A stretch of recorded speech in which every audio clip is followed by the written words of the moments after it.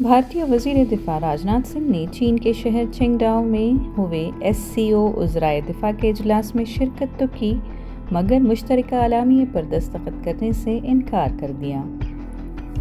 اس فیصلے کی وجہ یہ ہے کہ اعلامیے میں حالیہ پہلگام دہشتگرد حملے کا کوئی ذکر نہیں کیا گیا اور نہ ہی پاکستان کی سرپرستی میں ہونے والی سرحد پار دہشتگردی پر بھارت کے خدشات کو شامل کیا گیا۔ مزید حیران کن بات یہ تھی کہ اعلامیے میں بلوچستان کا ذکر موجود تھا جس کا مقصد بھارت کو بدنام کرنا تھا۔ کہا جا رہا ہے کہ یہ پاکستان کے دباؤ پر اور چین کی موجودہ صدارت میں شامل کیا گیا۔ چونکہ SCO کا نظام باہمی اتفاق پر چلتا ہے، اسی لیے راجناتھ سنگھ کے انکار کے بعد اجلاس بغیر کسی مشترکہ بیان کے ختم ہو گیا۔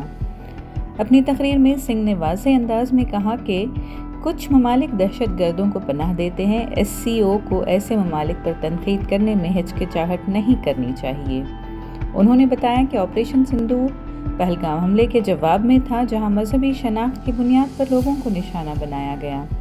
اس حملے کی ذمہ داری لشکر طیبہ کے فرنٹ گروپ دی ریزسٹنس فرنٹ نے قبول کر لی ہے۔ راجناتھ سنگھ نے خبردار کیا کہ دہشت گردی کے مراکز اب بھارت کی جوابی کارروائی سے محفوظ نہیں ہیں۔ انہوں نے SCO ممالک پر زور دیا کہ وہ انتہا پسندی، دہشت گردی اور دوہرے معیار کے خلاف متحد موقف اپنائیں۔ سنگھ نے سائبر حملوں، ہائبرڈ وار اور بین الاقوامی دہشت گردی جیسے خطروں کی بھی نشاندہی کی اور شفافیت اور بھروسے پر مبنی اجتماعی رد عمل پر زور دیا۔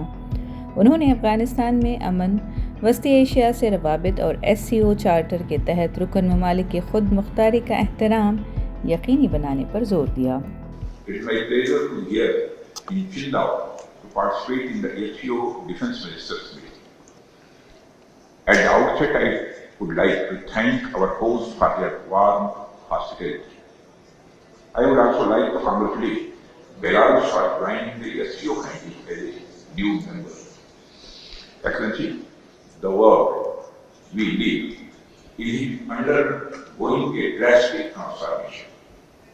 Globalization, which once brought us closer together, has been losing momentum. The weakening of the multilateral systems has made it harder to address urgent challenges, from maintaining peace and security to rebuilding economies after the pandemic. At the same time, competition between major powers is intensifying, with trade and technology being increasingly used as tools in geopolitical rivalries. Excellency, India believes that the reformed multilateralism can help build cooperation to prevent conflict between countries by creating mechanisms for dialogue and collaboration. No country, however, large and powerful, can manage alone. In fact, the very idea of the global order, or indeed of multilateralism, is the assumption that nations have to work with each other for their mutual and the collective benefit. This is also reflective of our age-old Sanskrit saying, Sarva Jana Sukhino Bhavantu, which implies peace and prosperity for all.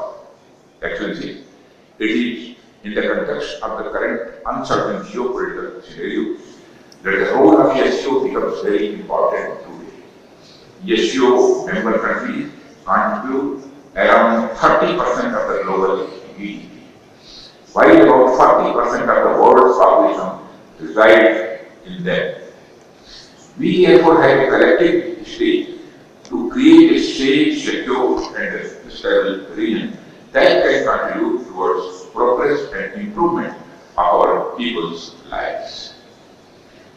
Excellency, I believe that the biggest challenges that we are facing in our region are related to peace, security, and trust deficits. And the root cause of these problems is increasing radicalization, extremism, and terrorism. Excellency, peace and prosperity cannot coexist with terrorism and the proliferation of weapons of the mass destruction in the hands of the non-state actors and the terror groups. Dealing with these challenges require decisive action, and we must unite in our fight against these evils for our collective safety and security. It is imperative that those who sponsor, nurture, and utilize terrorism for their narrow and selfish ends must bear the consequences. Some countries use cross-border terrorism as an instrument of policy and provide shelter to terrorists. There should be no place for such double standards. SCO should not hesitate to criticize such nations. India's zero tolerance for terrorism is manifest today through its actions. This includes our right to defend ourselves against terrorism. And we have shown that epicenters of terrorism are no longer safe, and we will not hesitate to target them. We should also take proactive steps to prevent the spread of the radicalization among our youth. The RADS mechanism of SCO has played a significant role in this regard. The joint statement of the Council of SCO heads of state on countering radicalization leading to terrorism, separatism, and extremism, issued during India's chairmanship, symbolizes our shared commitment. Excellencies, we should seek to counter the technology used by terrorists, including drones, for cross-border smuggling of weapons and drugs. In our interconnected world, traditional borders are no longer the sole barriers against threats, and instead we face an intricate web of challenges that range from translational terrorism and cyber attacks to hybrid warfare. These threats do not respect national boundaries, and they demand a unified response rooted in transparency, mutual trust, and collaboration. India reaffirms its resolve to fight terrorism in all its forms and manifestations. On 22nd April 2025, the terror group, the Resistance Front, carried out a dastardly and a heinous attack on the innocent tourists in Pahlegam, in the Indian state of the Jammu and Kashmir. 26 innocent civilians, including a Nepali national, were killed. Victims were shot after they were profiled based on the religious identity. The Resistance Front, which is a proxy of UN-designated terror group Lashkar-e-Toiba, claimed responsibility for the attack.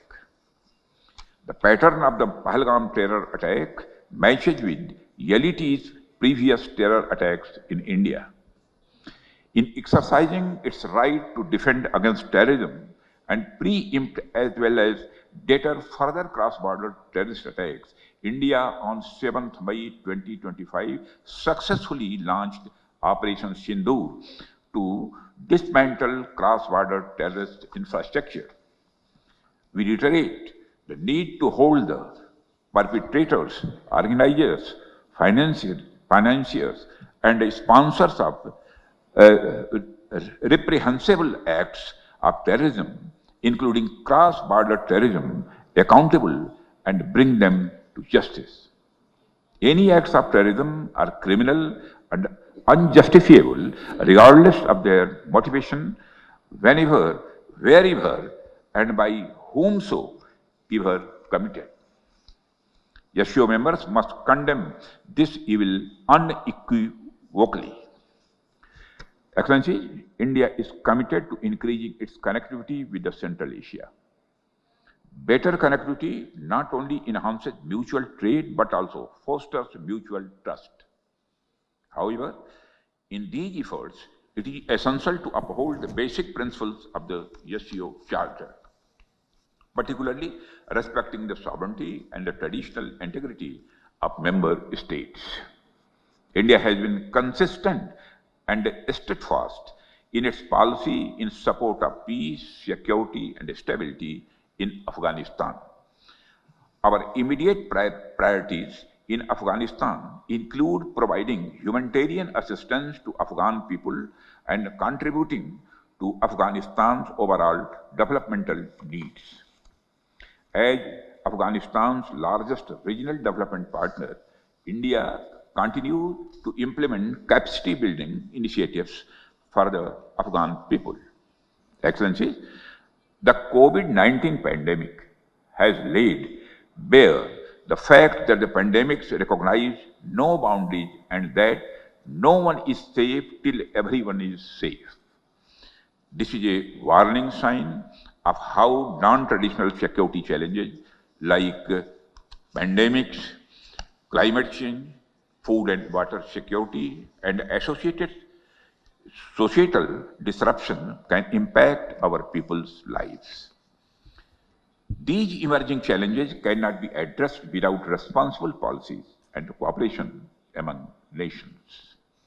India's initiative on Coalition for Disaster Resilient Infrastructure aims not only at promotion of disaster resilient infrastructure, but also infrastructure risk management, standards, financing and recovery, etc.